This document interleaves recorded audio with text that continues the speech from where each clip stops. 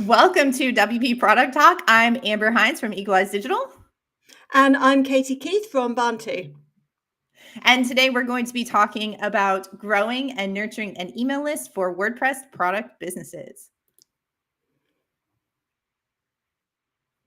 This is WP Product Talk, a place where every week we bring you insights of product marketing, business management and growth, customer experience, product development, and more.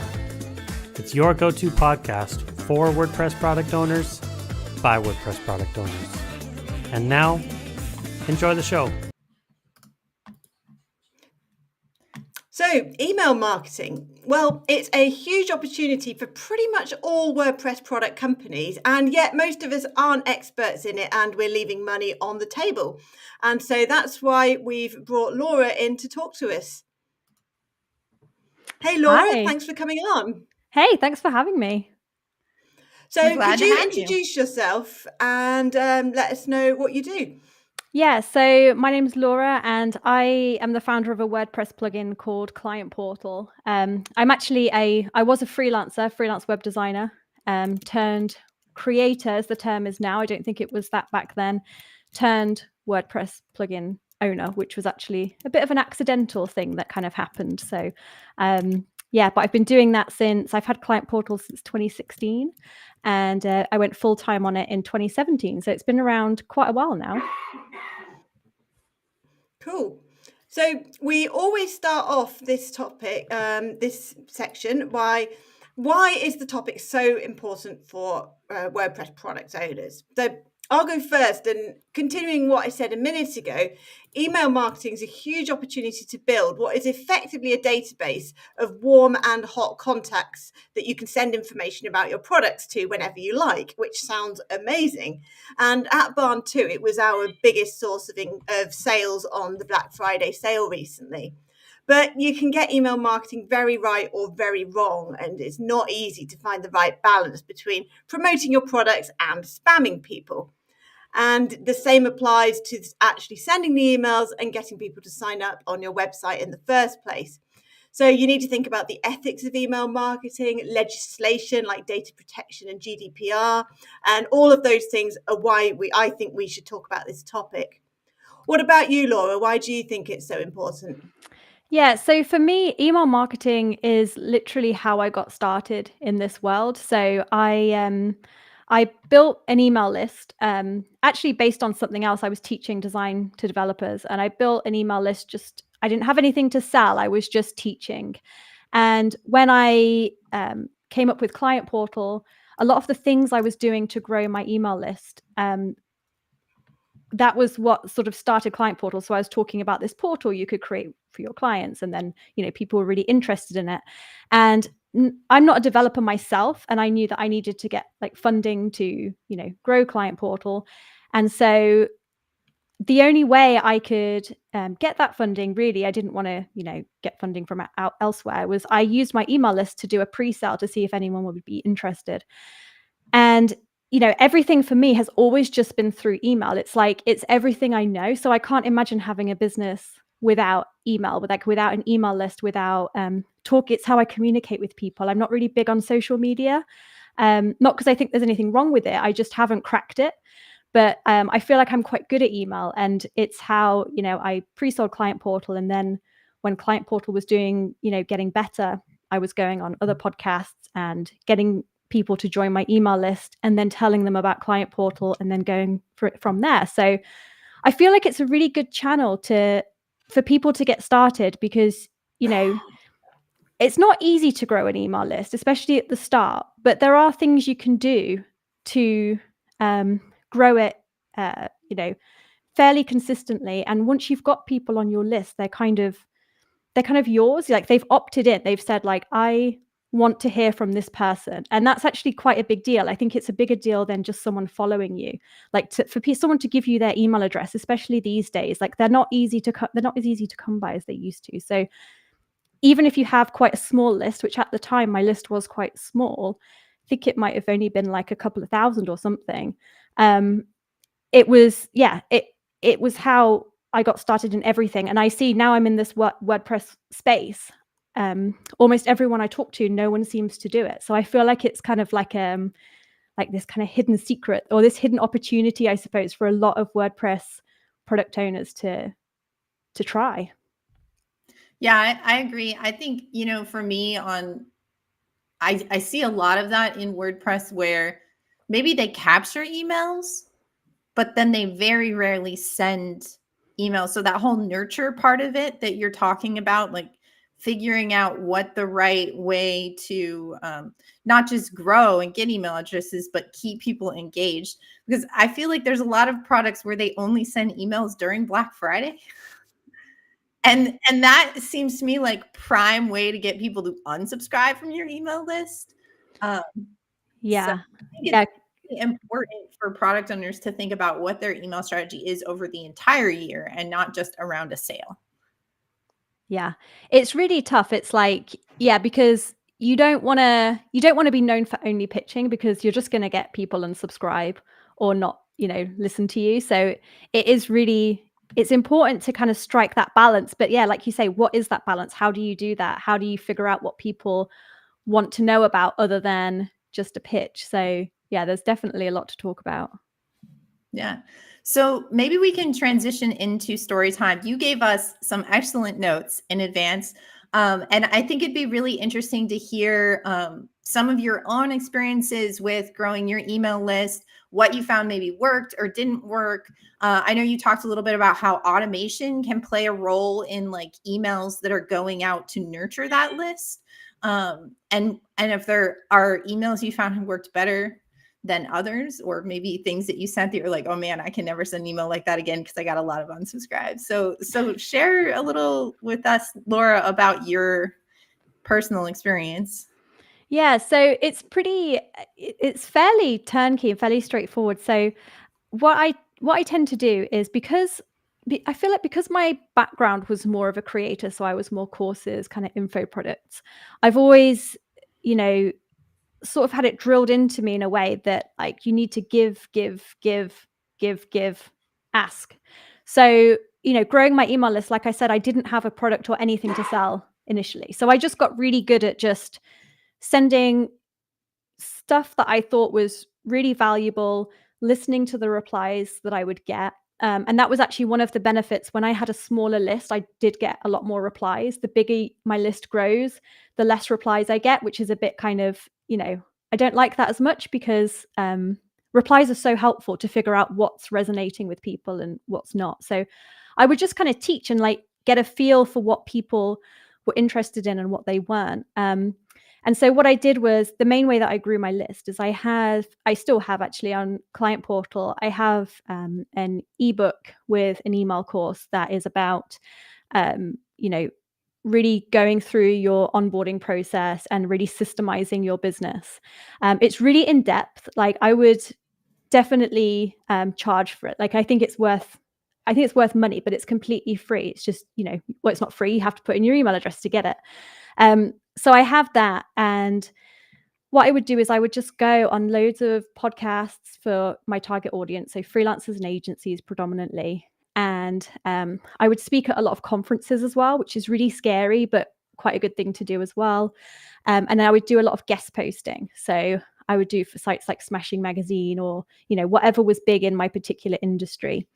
And everything that I did, when people say, do you want to learn? If people want to learn more about this topic, I would say, obviously we couldn't cover everything in this episode, but I do have an ebook that you can get if you go to, and I have like a vanity URL. I think it's like clientexperiencecourse.com or something like that. It might not even be that, to be honest, but it just redirects to the email opt-in page. And then people opt in. If they like what they've heard, if they think that they want to learn more, they opt in, they get the download, and then I just send them lots of information about how they can, improve their onboarding and do all that stuff. And then I kind of, introduce Client Portal and see if they're interested, and, talk about it that way. And it when I was growing Client Portal, that was exactly what I did to grow it. There was really nothing else, to be honest. It was just that guest posts, podcasts, conference talks, email course. And then people would by Client Portal eventually, some of them anyway. So they I- all point back to that one email, like lead magnet kind of thing. You know, At the everything you did beginning. pointed to that one thing. People would subscribe, and then you'd have like drip emails that you'd send them after they subscribe to tell them about your product. Is that right? Yeah. So it would be like, drip fed emails over like a few days or something like that. And then, you know, I'd wait a bit and I'd give them like an extra bonus or something, like an extra download that would be really useful. And then I'd start talking about Client Portal if they're interested in that as well. But I'd sort of teased it throughout the emails. So, you know, this is who I am. This is what I do. This is my product. So it wasn't like, you know, a bait and switch type thing. They kind of knew that this is, you know, something that I have. And, you know, that's what I did at the start. That's actually not necessarily what I do now, because over time, SEO just took over. And that became where people were coming straight to the Client Portal website and, you know, finding me that way. And that massively overtook what I was doing, because as you can imagine, you know, going on podcasts and doing guest posts, they're quite time consuming. It's not a quick thing. So I don't know how sustainable it is to just do that. But the reason I still really like email is because if I continue to just slowly build my email list, when it does come to Black Friday or something like that, I have people to talk to. So preferably new people each year as well, which is, you know, beneficial for me. And then, you know, I try not to be too salesy. Now, I will admit that I have been too salesy in the past. So obviously I've been around for a few years and I went through quite a salesy year. And it was not great, because I could definitely tell I was being seen as like, okay, you're selling too much now. Where's the line there, do you think? Like, where do you feel like it's okay? And then was it like certain language you were using, or like the percentage of the email that was literally a sales pitch versus value? Like, how do you see that line on being too salesy? I think it was the percentage of emails that were value and pitching. So I took a lot of time off. I had my daughter, so, you know, I was off with her, so I wasn't able to write a lot of new content. So anytime I did email, it was a pitch or something. I mean, that said, I do have in my onboarding, I have quite a lot of nurturing set up. So I do, you know, everything I write, I try not to write something once and have it just go out once. I try and write things that are really good that I can then put into my automation and have them drip out. You can have like automations that are a year long or something. You know, you can, you know, there's nothing wrong with doing that, because if you've written something good, you want everyone to see it, not just the people on your list today. You want the people who join your list tomorrow to see it, you know. So there is that.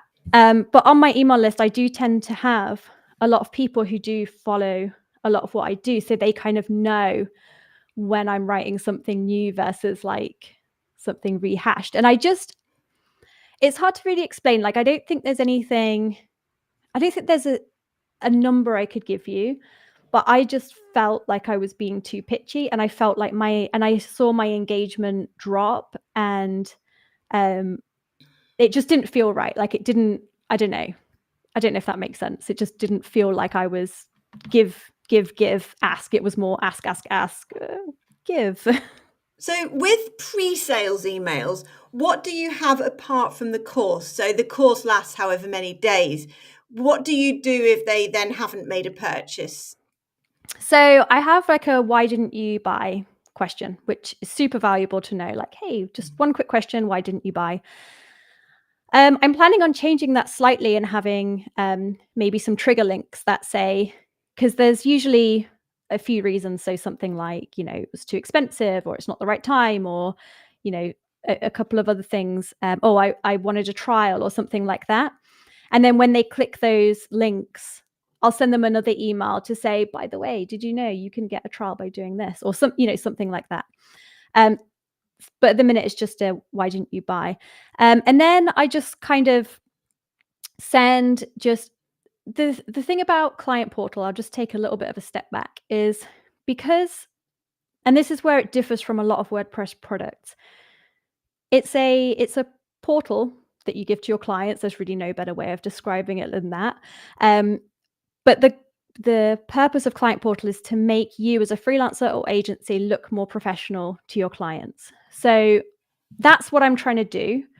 Client portal is one way that they can achieve that, but it's not the only way. They can achieve that by doing loads of different things. So I have a ton of things I can write about to help them with that. So if that's their problem, they're on the right list. Client portal might be a great solution for them. It might not be. Hopefully it is, but yeah, it might not be. So I do write a lot about that. I also write about client portal in general as well, because the plugin itself, it's a bit misunderstood in some ways. So, a lot of people think it's a project management tool, and it's not. And a lot of people think it maybe does this, but it doesn't. And it's a very difficult product to explain. So I did one of the road mappings with Ellipsis, and even they said, it's a very like specific product that is hard to explain. So I do take some emails and I explain what it is and what it's not as well.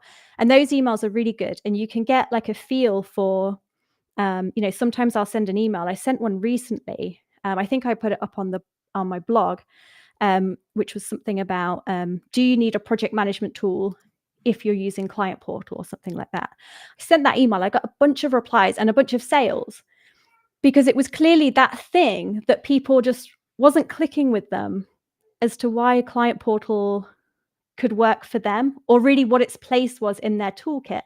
So that was really great. So I was like, okay, well, I'm definitely adding this to my automation now, because this is clearly, even maybe to my website, this is clearly something that resonated with people. So I just try and do a mixture of that. A lot of teaching, a lot of talking, a bit of talking about my product.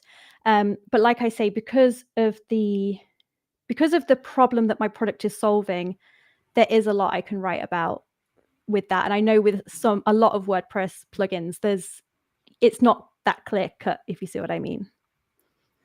So I'm curious, because I tried this and didn't have much luck as far as people actually watching the videos, but I tried doing videos to explain things, not with this particular plugin. We haven't done that, but I've been thinking about doing it again, but I've previously done videos. And I'm curious, when you're saying you send out emails to like explain your product and what it is to people, did you include any videos in those, or was it all written? And if you did include videos, did you see people actually watching them?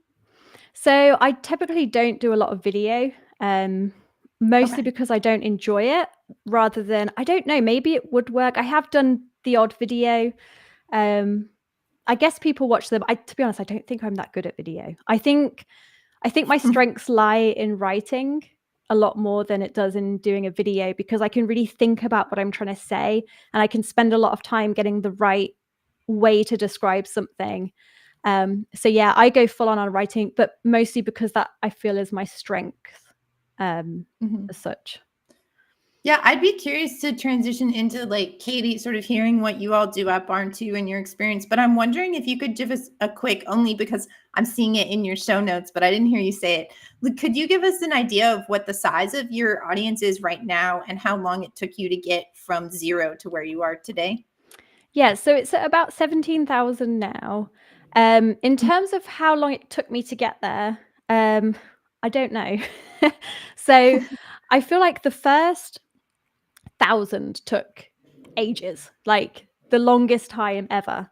When I got to when did you start? Like what year roughly did you start trying to grow an email list?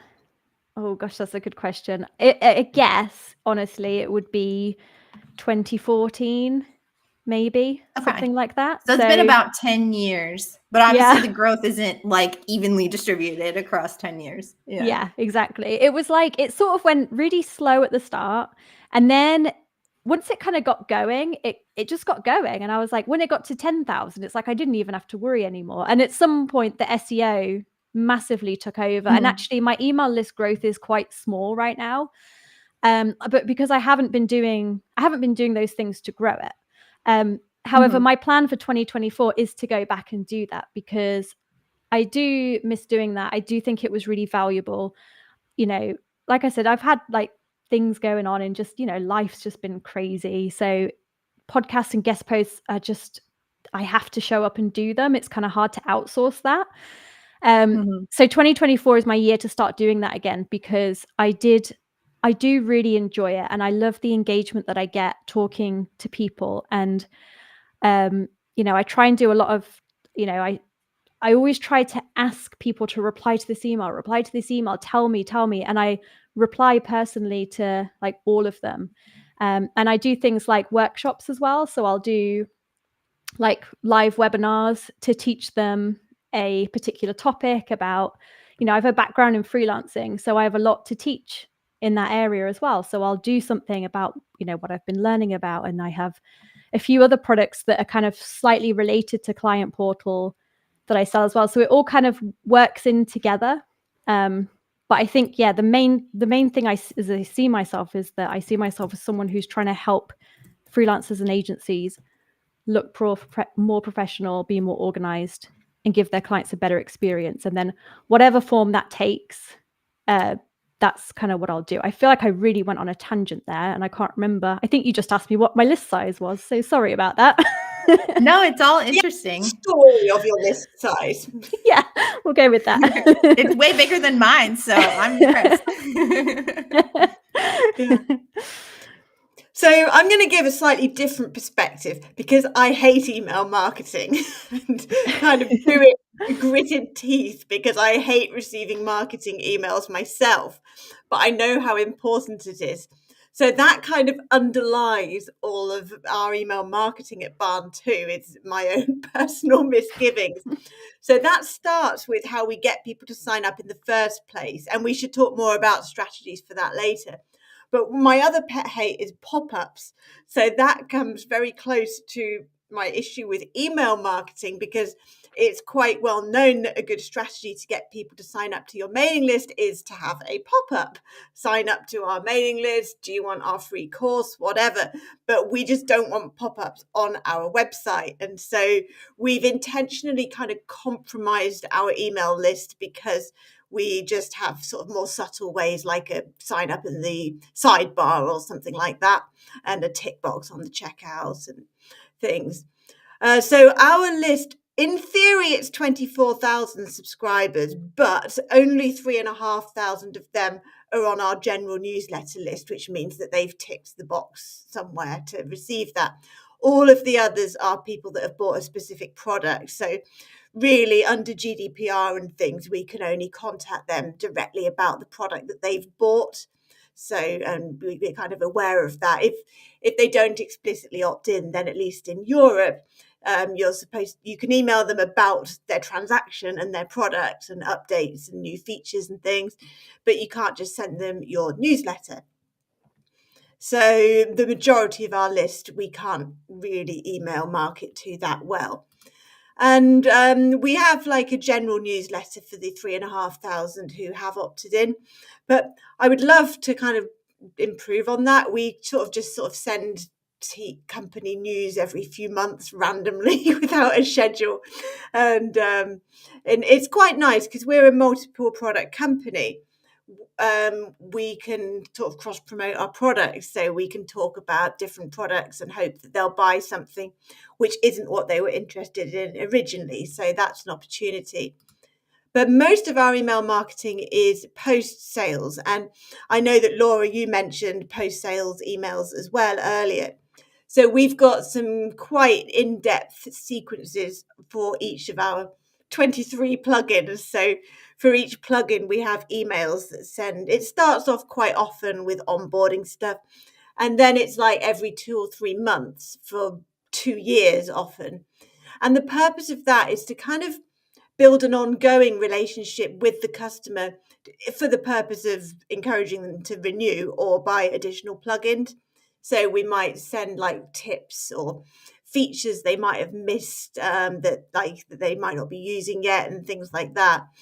Case studies of like real websites using the same product so they can get inspiration.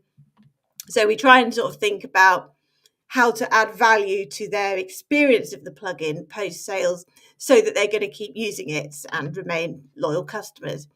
And I sadly don't have any stats about how much that does aid renewal rates, and I would love to know if it actually makes a difference, but it feels like it can't hurt. And we're always looking for new ways to use email to impress existing customers and show extra value. Like I know you know this, Laura, that I've set up a customer discount center recently with where we're offering like discounts that we've negotiated with other companies' products in the WordPress space, so that by being a Barn 2 customer, they get discounts for other products that they might be interested in. And it's just kind of making the whole thing kind of like a club, so that they have added value beyond the product itself.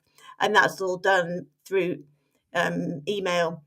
And other things like we send an email 3 days after each purchase giving 50% off any other product. And that actually converts really well. I do have data on that. And a lot of people, because they're in that process of setting up a website by definition often, because they just bought, it's a good time to encourage them to buy something else. So we have emails that recommend 2 plugins which are closely related to the one they've already bought. So it's kind of tailored so that they're more likely to go for something else. So we do a lot of email marketing, but I still hate it. Yeah. I mean, it's not for everyone, I suppose. It's like, it sounds like everything you're doing is great though. Like, it sounds like you've got a really good system in place. So yeah. I love what you said about give, ask. I think that's a good thing that I need to think about more explicitly. Yeah. I'm Mhm. curious, do you like survey your audience ever, your email list? Yeah, and they never reply. Even if you send it to thousands of customers asking about a specific, well, like, You get what like would 5 you like? back. Yeah, it's really bad. They just don't reply. What do you find, Laura? So I do quite a lot with surveys because I just always want to find out as much as I can about people. So I do like a mixture of, sometimes I'll, I have in my, whether they're a customer or a non-customer, I have different surveys that go out, but they're more like, they're not about what would you like to see from me. They're more like, just tell me about you. So, what kind of business do you run? And what are you doing right now? What are you struggling with? What's like, all this, or just all these questions about, who they are and what they do. And I find that really useful to get like an idea of like who, because the people who respond are the people who are going to be really engaged. So that gives me a lot of information on how I can write to people. But the other thing I do that's been really helpful for me coming up with content to write about to my email list is, as well as those surveys, because I get a lot of useful information that I hadn't thought of before. But I'll try and do like a lot of customer interviews whenever I can. I don't do it as often as I'd like, but where I'll just, as soon as someone buys, I'll try and email them straight away from me saying, hey, I'm the founder. I'd love to talk to you about, why you bought Client Portal and that kind of thing.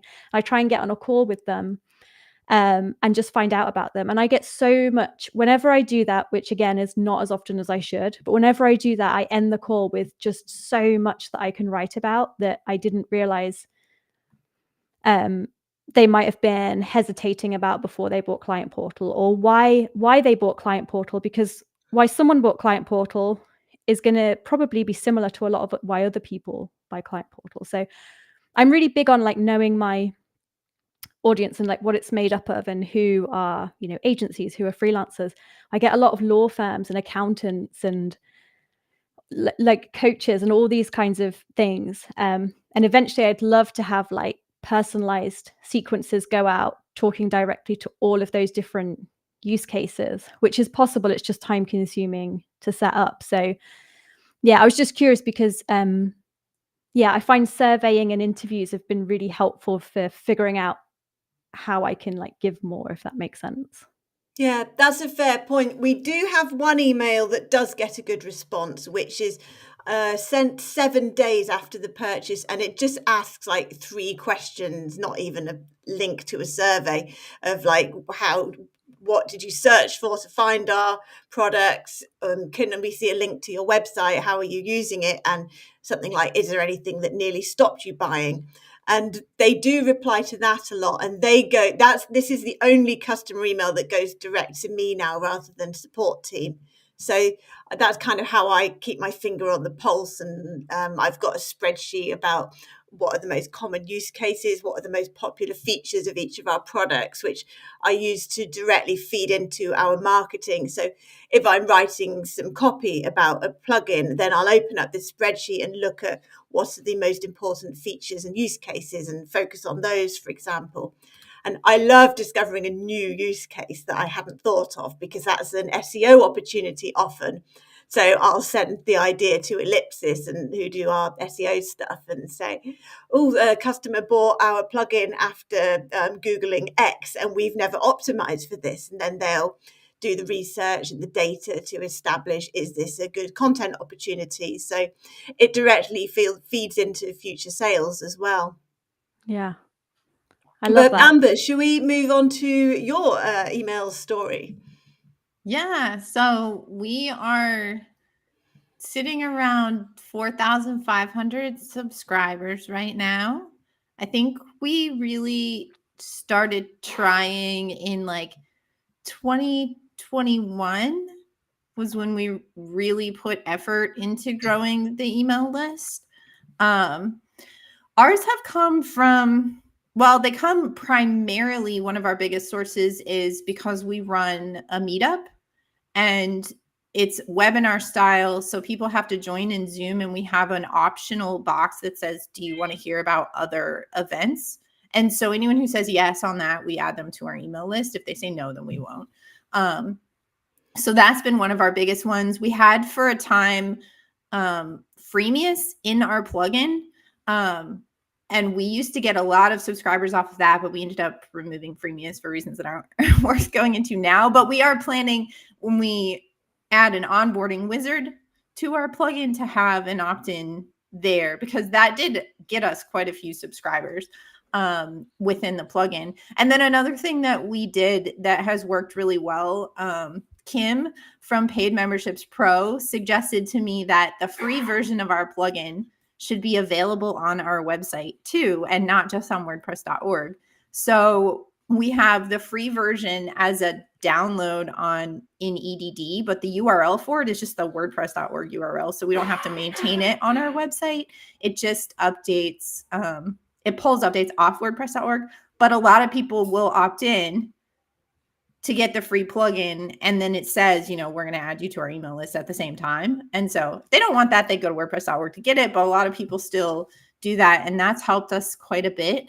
I feel like I go speak a lot, but I don't have a good, like you were saying, Laura, that you have a good driver, which is, here's your call to action, go get this free ebook or something to like opt in. And I feel like that's an area where I really want to improve. We've been talking a lot about trying to have like an e-course that is free with email.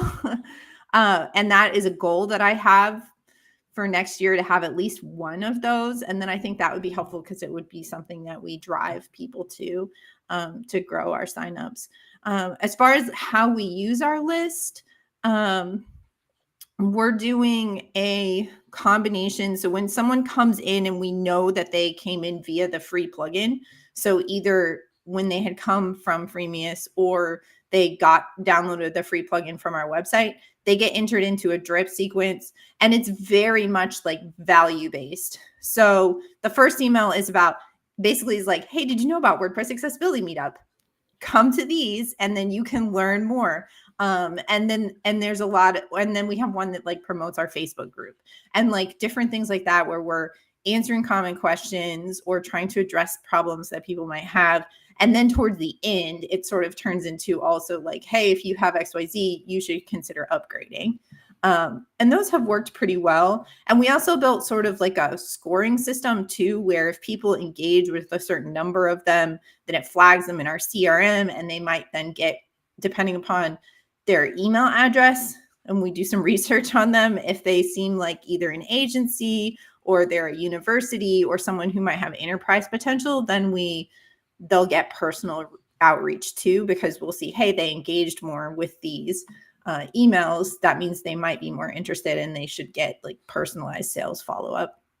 And then otherwise, we send every other week, we send out a newsletter that includes links to like accessibility resources from around the web. So either articles that I've posted or other articles on other blogs or from other people that we know are experts in accessibility fields, or news posts or news updates about accessibility. And then the newsletter also includes like a blurb about what we've done in the plugin recently. So it follows this format always, where it has news, accessibility news, upcoming events where our meetups are promoted, and other events that we might be doing.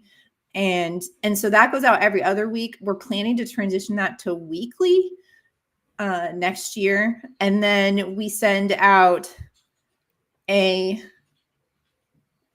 think it might only be 24 hours. It might be 7 days in advance and 24 hours. I don't remember because I don't create these emails. But like specifically for events. So every time we're going to have a meetup, we'll send just about that meetup 1 or 2 times in advance of the event to get people to go register for it. And those have worked pretty well. I mean, we usually will have between 60 and over 100 people that attend each meetup. And a good percent of them come off of, they got an email. They're already on our email list. And I think that's been good, that we have these things that feel very value-based, and it's not us trying to sell them, but it keeps them connected to us personally. And I think, like, going back to what we were talking about not just doing it around Black Friday, I think having that value is what kept people from unsubscribing when I'm like, okay, you're going to get like 7 emails from me in a week. Because I think most people can be like, okay, this is still valuable. I know that this week will end. Right? I feel like what happens is if you don't contact anyone at all, and then all you do is send them 7 emails in a week, you're going to unsubscribe instantly. So we've been trying to do that, like make sure that we provide a lot of value and not just sell. Yeah.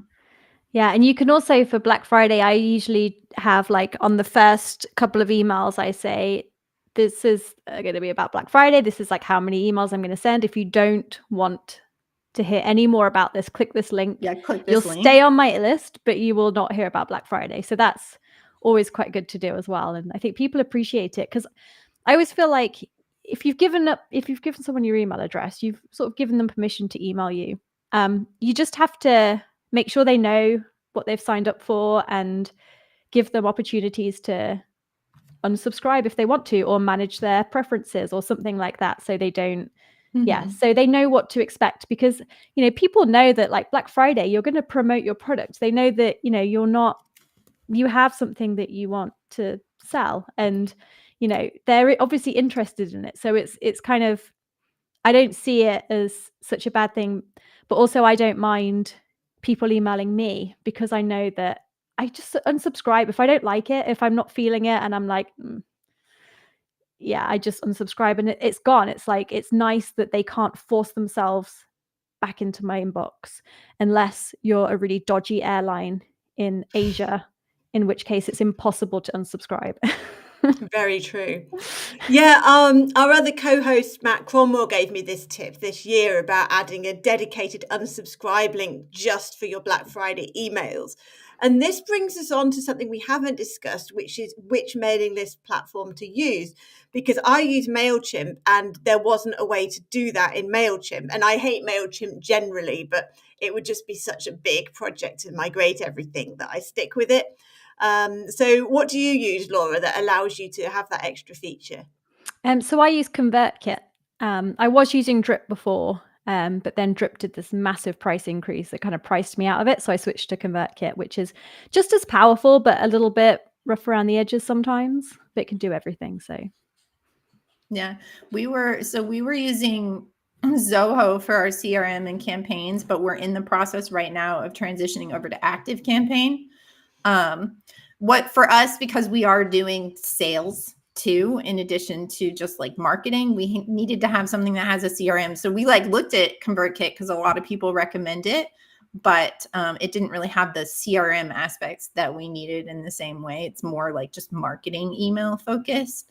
It is a huge process to change your email platform, but honestly, like one thing I'll say, and it might be worth it, Katie, if you're not sure, right? Going away from MailChimp. Because if you think about that, I mean, that's probably not the only feature that might be lacking on MailChimp's side, Correct. potentially. But for us, like Zoho was right at the time because of price, but it just became such a pain. Like it didn't really integrate with anything.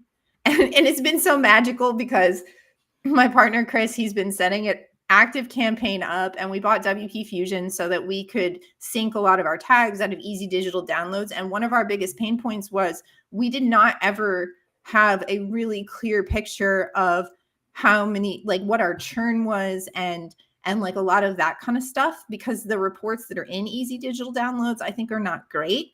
And then there was sometimes confusion there on like who's active and who's not, and who's buying what, and that kind of stuff. But now that we're able to get that into the CRM much better, like for us, it's a huge progress or project, and we're like doing it over 2 months. But I can already tell that it's going to be worth the effort.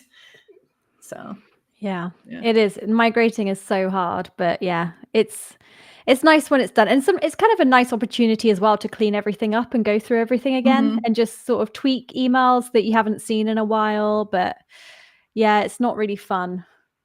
I don't recommend it. So we've all kind of talked a little bit about having the automations right after someone buys or downloads a free thing. I'm curious if either of you have automations that run later on, like at 6 months or a year later, or any other sort of like triggering event that might make you put them into some automated sequence. Yeah, so I don't have it fully set up yet, but I do have a year-long automation that I'm working on. Just for, at this point, just for customers, just to help with, as Katie was saying earlier, to help with renewal rates, just to try and increase that a little bit. So what can I do throughout the year so they don't just hear from me at the start and then right before they hear from me throughout, but they don't hear from me too much because, I'm not the only person in their inbox.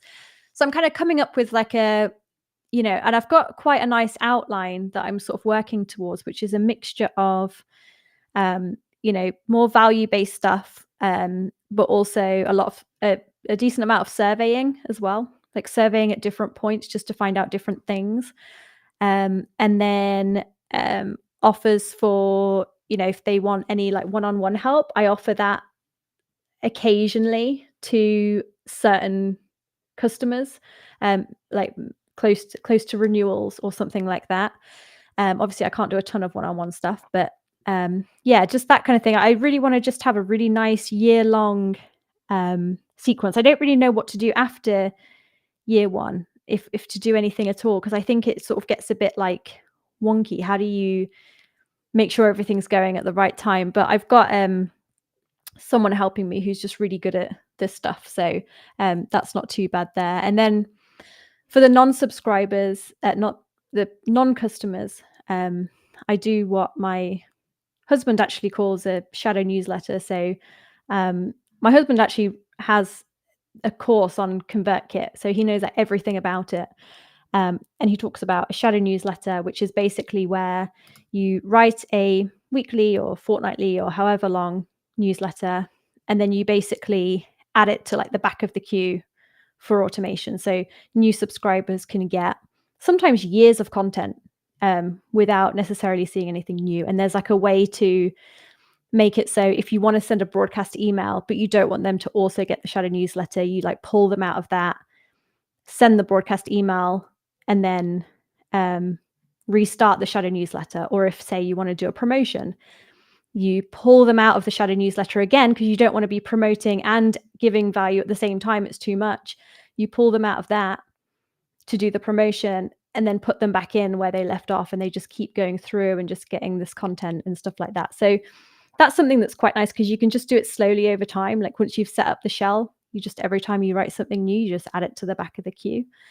So yeah, that's kind of what I do at the minute. But yeah, like I say, I'm working on the post-purchase one now to get that really set up. Yeah, we go for about 2 years. By the end, it's only emails every 3 months, but we make sure it ramps up a bit prior to each renewal.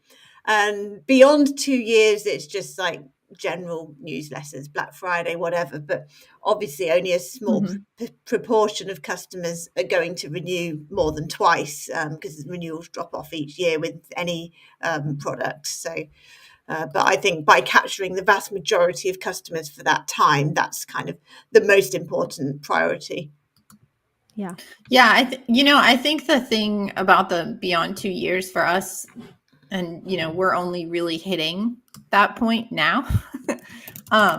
But I do think that's part of where us doing the events is helpful, because at that point, you don't really need to send them instructions about how to use your product unless, maybe you've added a really big new feature, but otherwise they probably know how to use it. They know how it fits in their workflow or not.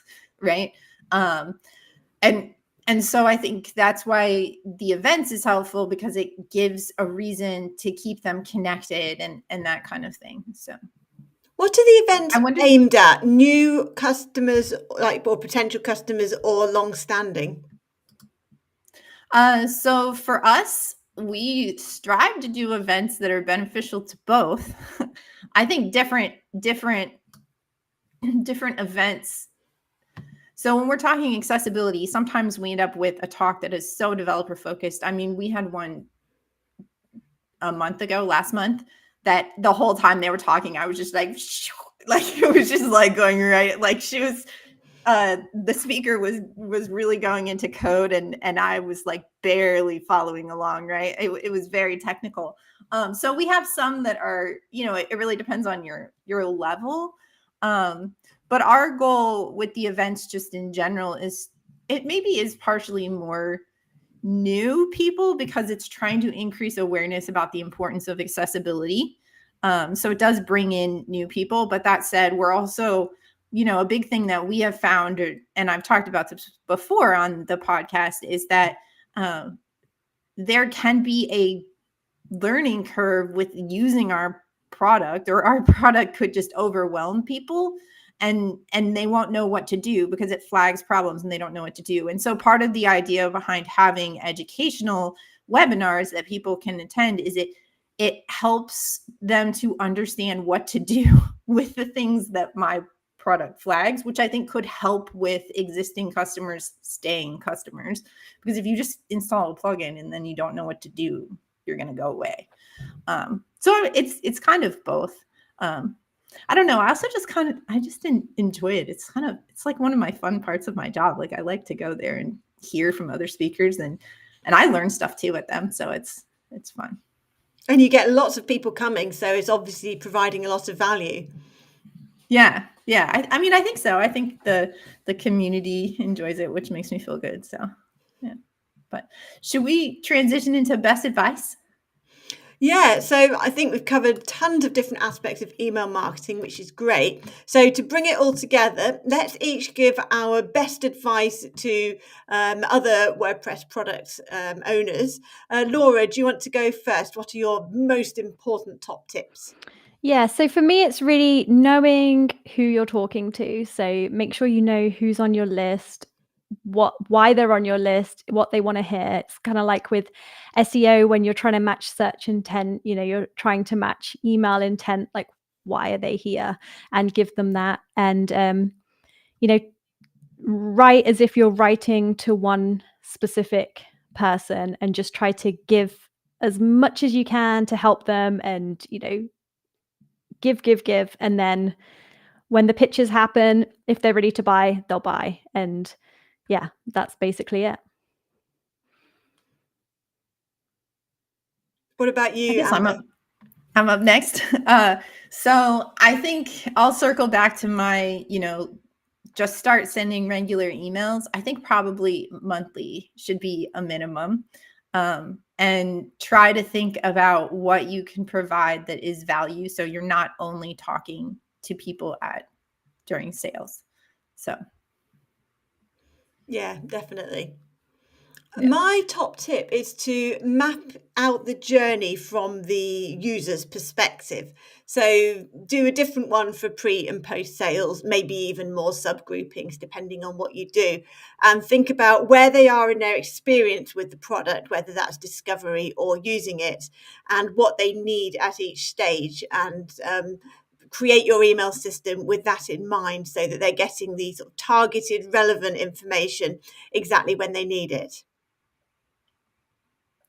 Sounds like great advice. Well, that's a wrap. Thanks for joining us so much, Laura. Of course. Thank you for having me. Yeah, we're glad to have you. Next week, we are going to be off on holidays with our families. And then Katie and I will be back on January 3rd to discuss audience growth, unlocking more customers for your WordPress product with special guest Mike Stout. Yep, and special thanks to Post Status for being our green room. If you're enjoying these shows, then do us a favour and hit like, subscribe, share it with your friends, add us to your email newsletters, and most of all, we hope to see you next time in 2 weeks. Bye. Bye. See ya. Bye.